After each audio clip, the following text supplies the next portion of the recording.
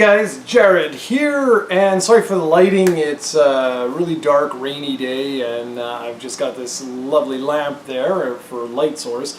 Anyways, yesterday, well, at the time I'm recording this, yesterday was that PlayStation conference of doom, and I say doom because it was really god-awful. It was just bad. The conference itself was really poorly done, poorly executed. Andrew House looked bored out of his mind when he was out there. He didn't have that enthusiasm that he has normally when he gets out there to rile up the troops. The journalists in the audience, you could tell that they just were not excited about what they were doing. They were like, you know, like it wasn't really badly done. Mark Cerny, he's not the most lively guy. Very brilliant guy, but he's not a lively guy. And he looked high as hell when he's out there. He's like, yes, and this is what HDR will do. It's going to be splendid. Like, it was just like, oh my lord, like, ah. So I don't want to talk about the conference because the conference, whatever. That's not what's really important here. It's more about what they actually announced, what they talked about. So I want to start off by just saying that I don't think a conference was necessary. I think it was actually a really bad mistake to do this. They flew out journalists, they did all kinds of crazy things, trying to recapture that sort of spirit, I guess you could say, of what they had when they debuted the PlayStation 4 for the first time. They tried many similar things. Even some of the slides that they showed in the presentation were pretty much copy and paste from when the PlayStation 4 was shown. So I really think they should have just released a press release. I think that would have been good enough. Just say, hey guys, it's a new SKU coming out, it's for 4K enthusiasts, and be done with it. Because by doing what they did, they like garnered up all this hope and hype and everything else for nothing. It just for nothing. It's a complete and utter disaster as far as public relations goes. This is a PR nightmare. How they're going to spin this in any positive way, I have no idea. And it's so funny because it was completely 100% unnecessary. Like 100%. Sony has been dominating the video game industry ever since the PlayStation 4 essentially was announced. And this is like a chink in the armor for no reason whatsoever. And I don't understand it at all. So, okay, what was talked about? Well, first off, I'd like to say that the PlayStation 3 Slim essentially should be the PlayStation 4 Pro. I really think they should have sort of combined these two SKUs into one SKU and replaced the PlayStation 4. Almost like what Microsoft's doing with the Xbox One S, I think is what its official name is. I like that. I like what they did with that. I think that's a really smart idea. You know, beefing up the CPU a little bit, the GPU a little bit, and putting in a 4K UHD Blu-ray drive in there. I think that's a smart move. And charging $300. That's a really smart move. Here, the Slim is the exact same machine as the PlayStation 4 with one exception, and that is they put in a more powerful Wi-Fi card. So you can do the latest 802.11 AC, I think is the latest industry standard. The system comes out on September 15th, and it has the new DualShock 4 that has a little like light bar sensor thingy, whatever, in the front of the controller as well as in the back.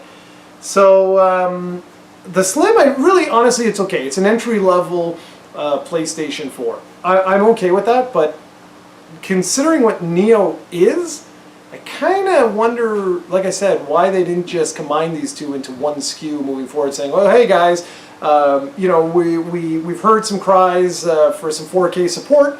We don't really want to release a new system at this point in time, so we're just going to sort of slightly beef up the internals of the PS4." So I don't get this. So whatever. So PS4, here we go. I got some stats written down here. It comes out November 10th for $400. And It's got a beefier, you know, the CPU is a little bit faster. It's got a beefier graphics card in it, but it's not a night and day difference compared to the PlayStation 4. It's a more powerful PlayStation 4. The way I've been telling everybody to think of this is sort of like the iPhone, the numbered version or iteration of the iPhone in relation to the iPhone S model that comes out the year later.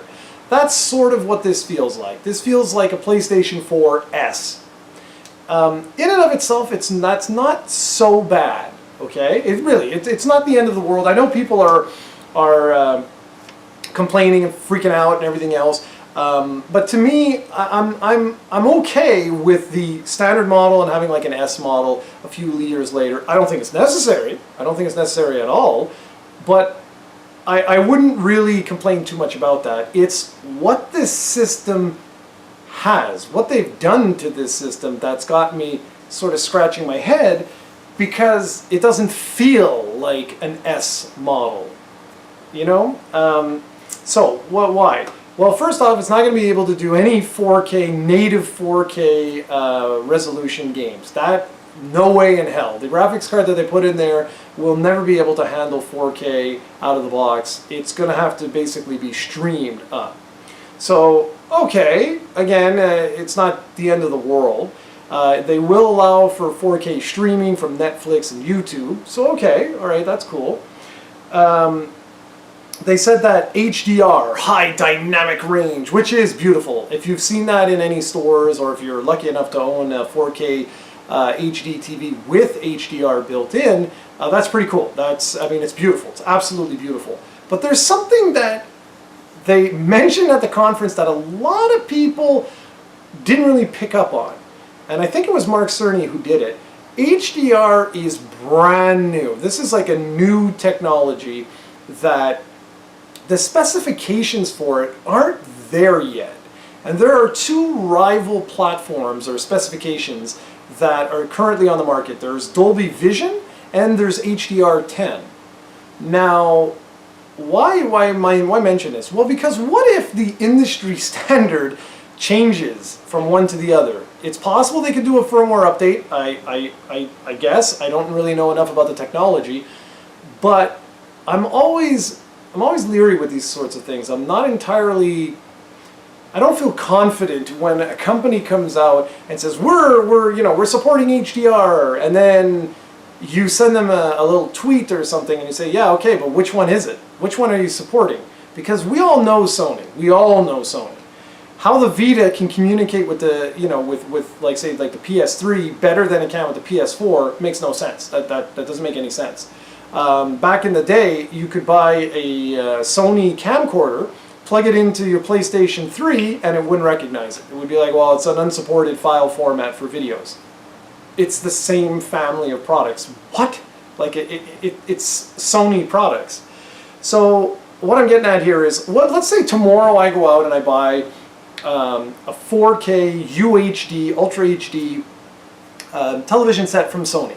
Currently, the Sony models all support HDR10. This is Sony. Okay, this is Sony. If I do that, I have like a 90% chance that the PlayStation 4 Pro will support HDR Dolby Vision instead. I kid you not. That's Sony. They make no sense when it comes to the synergy of the company itself. Now, at least with Xbox, when they released the tech specs, they said right in the output HDR10 supported. So you knew which specification they were going with. And this may not seem like a big deal, but if you own a television, a 4K display that has Dolby Vision and the Xbox supports HDR10, you're not going to see those benefits. But at least you know that going in with that particular platform. And I find it outrageous that they mentioned HDR so many times during that little micro conference, and yet Mark Cerny has been saying that the specification is not set yet. So which one are you guys using? I thought that was completely okay. And then the bomb dropped, as we've been saying. It was discovered that the PlayStation 4 Pro will not include a 4K UHD Blu-ray player. That makes no sense whatsoever. Okay? Like, whatsoever. Sony is one of the main companies in the Blu-ray Consortium, I think it's what it's called, or the Blu-ray Corp. No, it's a Blu-ray Corporation. They're one of the founding fathers of Blu-ray. The company put Blu-ray in PlayStation 3 to win the format war against HD DVD. They didn't give a crap about the benefits of Blu-ray for games having more storage space. That was all PR BS. What it was their way of guaranteeing themselves victory in the format war after they lost the previous format war of Betamax versus VHS. So Sony was like, no, we are going to win this. Now, you ready for this? You guys ready for this? This is awesome. So Sony decides, no, we're not going to put in a 4K compatible Blu-ray drive. And I'm pretty sure that's the diode that's different. It's not just the software that runs it, which means they will not be able to release a firmware update. I'm fairly certain it's the blue laser is slightly different, like thinner or something. I don't remember the technicalities of it, but I'm pretty sure it's hardware based, not software based. I hope I'm wrong, but I'm pretty sure I'm right. So that's mind-blowing in and of itself. But you ready for this? This is like the icing on the cake, and I love this. Microsoft's Xbox One S has a 4K Blu-ray player built in. Let that sink in.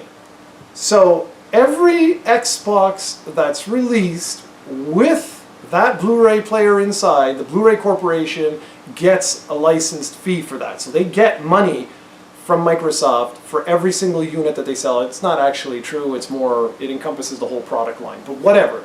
The point is that the Blu-ray Corporation makes money off of that. Sony could do this without licensing anything. They're part of the founding members of this damn thing, you know? And they didn't include it in their own product. That really shows you a lot of support they have for 4K Blu-ray, right? It doesn't make sense. It just doesn't make any damn sense. So if you're targeting 4K owners, okay, 4K TV owners, but you didn't specify which specification you're using for HDR, you're not including 4K Blu-ray out of the box, and you're not going to be able to do native 4K resolution on video games. So, who the hell is this thing aimed at?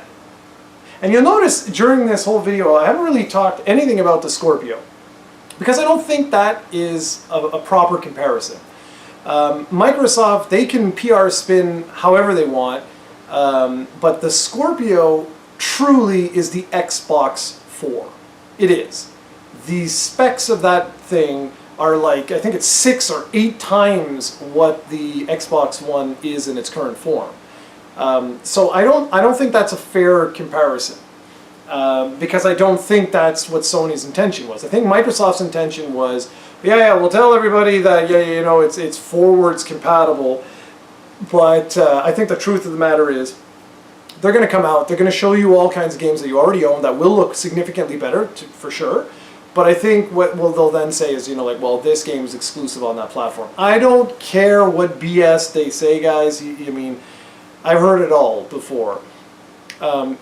There's no way they're going to force developers to continue to support the Xbox One once this Project Scorpio is out, if it truly is that much more powerful. That's the equivalent of basically telling Super Nintendo makers back in the day, okay, your game's got to run on the NES and the SNES. Perfect. So you always have to develop to the lowest common denominator. So you can't really fully utilize the strength of that platform.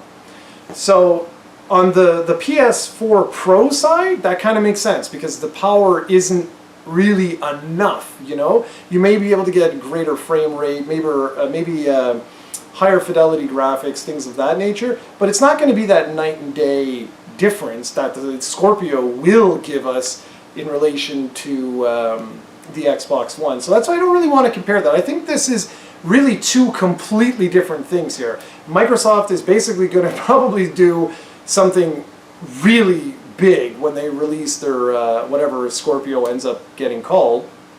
But with PlayStation, I really feel they wanted to copy the iPhone, let's say, like 7 that was just announced, and then the iPhone 7S. I'm sure that's where they wanted to go with this. And like I said, it's okay. It's not a bad idea to do that, but they would have needed to do this much better than they did. This should have really been called the PS4K. I don't understand this Pro thing whatsoever, but by the same token, maybe I do, because it really doesn't support 4K fully. And they are trying to get people who own a PS4 to basically upgrade to the PS4 Pro. That's why they spent some time showing you, well, what does it actually look like on a 1080p TV? And that's where you would see more graphic fidelity in terms of fog and other things like that the PS4 just isn't strong enough to do. But ultimately, when you wrap all of this together, I don't understand why this really exists. Because of the complication factors. I don't want to compare it to the Scorpio, but you should compare it to the Xbox One S. And that's where I get kind of muddled up here. I don't really understand why this platform exists when they could have very easily done what Microsoft did with the Xbox One S. And I think Microsoft really nailed it with the Xbox One S. I think that's a smart move to make. You're saying, this is your 4K light machine. It's not a super powerful machine, but it does have 4K output, 4K streaming. It's got 4K Blu-ray. It's got everything that you liked about the Xbox One. Here it is in a smaller package, and guess what? It's $100 cheaper than well, I'm not sure actually at that point in time, but whatever. It's $300, and there you go. I don't know. I've seen lots and lots and lots of people doing comparisons and all this sorts of stuff, but I'd actually just like to ask the one question of why it even exists. I don't understand who this is for. Mainly because of that Blu-ray player and the HDR whole topic. If you really wanted to go after those 4K people, you really should have done it differently than you did. And if you're trying to convince those that own a PS4 to upgrade, there's really no incentive. You showed like 9 games, 10 games, and developers are not forced to use any of the new PlayStation, I was going to say Neo, Pro, I probably have said Neo throughout this video, the PS4 Pro features. You don't have to use them. So then again, if you're a smaller developer, you're not going to use them. You're going to develop for the lowest common denominator. 40 million people own a PS4. You're going to cater to those people. And again, it comes back to then who the hell is this for? And I'm really, really curious to hear what you guys have to say. Try and limit the comparisons and all that sort of stuff, because I don't think it's valid at all. I think Sony is going to come out next year or the year after at E3 and say, bam, PS5. And if they didn't have this, like if they did not release the Pro, I would say they were in a brilliant position to take on Microsoft. But because they're doing this, it can cause a lot of uncertainty. And look at what's already happening online. People are like, oh my God. And that's their one biggest mistake. They're putting out 3 new pieces of hardware this holiday shopping season. You have the PS3 Slim, the PS4 Slim, PS4 Pro, and the PlayStation VR. That's a significant amount of hardware. It's going to lead to consumer confusion, and that can lead into your brand slowly decreasing, like people's faith in the brand just slowly but surely decreasing. And that could give Microsoft an in for the Xbox Scorpio or whatever it ends up being called. I really think that a slightly beefed up PS4, make that a slim model, put that out there, and just back off. Let that number of 40 million grow to 60 million, 80 million. And Microsoft comes out, they got their massively, super Omega Deluxe console that ships next Christmas. Well, guess what? You guys, by that point in time, like I said, you'd be at 50, 60, 70 million units sold. Okay, maybe not that high, but you'd be at least 50, 55 million sold. You can come out You have customer loyalty up the yin-yang. Nobody hates you. Everybody's super, super happy. And you can easily say, hey, guess what, guys? Our next machine is twice as powerful as what Scorpio did. You know, you gave us all your faith for the PlayStation 4, and we want to take that, we want to take all that goodwill, and we want to make something special with it. But now, like I say, you're confusing people. They're like, what the hell is this thing? And it's funny because that conference reminded me so much of the PlayStation 3 era Sony, where they didn't really know what the hell they were doing. They were just throwing things. And so that's it, guys. I'm kind of curious to hear what you have to say about the PlayStation 4 Pro. Are you like me and just sitting back saying, I don't get why this exists? Do you agree with the sort of iPhone, the numbered model compared to the S model? Or do you think it is fair to compare this to the Scorpio and that is the direction that they're going? Before this, Stephen and I have spoken quite a lot about whether or not there would be a PS5. I can assure you now there will be a PS5, for sure. There's no question about that now. After seeing this platform, the first thing I thought of when I saw that, you know, HDR was loosey-goosey, no 4K Blu-ray, those are all going to be selling features for the PlayStation 5. I'm sure of it. So anyways, guys, that's it. So leave a comment and maybe we can get a little discussion going, some back and forth. I also like to talk a little, just before I wrap up fully, I own all of the platforms, so as much as Stephen and I joke around, but we're actually fans of games in general, although he's a huge Nintendo fanboy. Alright guys, until next time.